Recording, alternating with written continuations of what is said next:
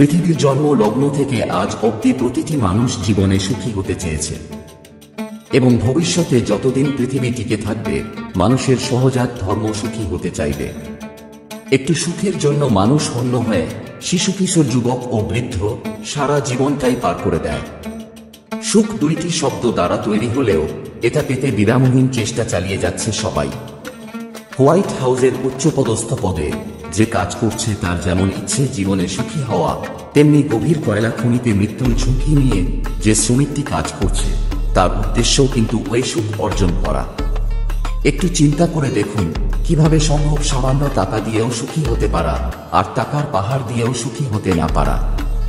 আসুন জেনে নেই সুখী হওয়ার গোপন রহস্যগুলো কি কি। সুখী হওয়ার 4টি গোপন রহস্য। 1. আপনি যদি সুখী হতে চান তাহলে প্রথমেই অন্যকে দুঃখ দেয়া থেকে বিরত থাকুন। কেননা এই জগতের প্রতিটা ক্রিয়ার সমান ও বিপরীত প্রতিক্রিয়া আছে। তাই আজ যদি আপনি কাউকে দুঃখ দেন তাহলে কাল সেই দুঃখ আপনার জীবনে আসবেই, এইটা নিশ্চিত। 2. অন্যজনের কাছ থেকে অতিরিক্ত ভালোবাসা পাওয়ার আকাঙ্ক্ষা ত্যাগ করুন। কেননা অনিত্য এই জগতে প্রকৃত কোনো ভালোবাসা নেই।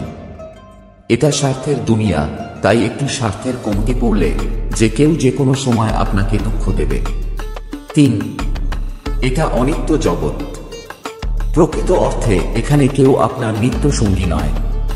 এ জগতের কেউ একই পূর্বে সব সময় আপনার সাথে ছিল না, ভবিষ্যতেও থাকবে না। পৃথিবী নামক এই রঙ্গমঞ্চে আমরা অভিনয় করার জন্য সাময়িক সময়ের জন্য একত্রিত হয়েছি। তাই এই সরল সত্যটি মেনে নিয়ে এ জগতের কাউকে নিয়ে নিত্যকাল বাঁচার ইচ্ছা করবেন না, যে কেউই যে কোন সময় আপনাকে একা ফেলে রেখে চলে যেতে পারে। 4. আপনি মেনে নিন এটা দুঃখের জগৎ, আর এটা মেনে নিয়ে দুঃখ থেকে মুক্ত হওয়ার জন্য পরমেশ্বর ভগবান শ্রীকৃষ্ণের সেবায় নিজেকে নিয়োজিত করুন। এজন্য অবশ্যই পাপশূন্য হয়ে সাধুগুরু বৈষ্ণবের নির্দেশ মতো আপনার জীবন পরিচালিত করুন এবং মন গড়া ধর্ম পরিহার করুন। যদি এই 4টি সত্য মেনে নেন তাহলে দেখবেন যে কোনো দুঃখই আপনার মনকে স্পর্শ করতে পারবে না।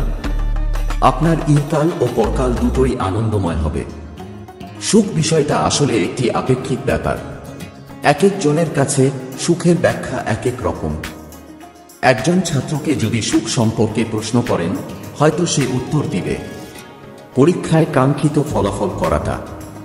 একজন মদ্যপানকারীকে যদি প্রশ্ন করেন হয়তো এক ফালি সহাস্য হেসে জবাব দিবে পুরো এক বোতল রেড ওয়াইনের তৃপ্তি নেওয়া।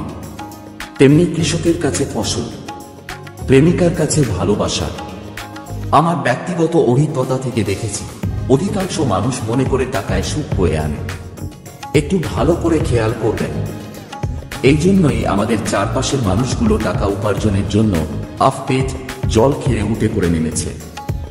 ভিডিওটি ভালো লাগলে চ্যানেলটিতে লাইক এন্ড সাবস্ক্রাইব দিয়ে উৎসাহিত করবেন। আর ধৈর্য ধরে ভিডিও দেখার জন্য অসংখ্য ধন্যবাদ। উপদেশামৃত শ্রী শ্রীমৎ রাধানাথ স্বামী মহারাজ।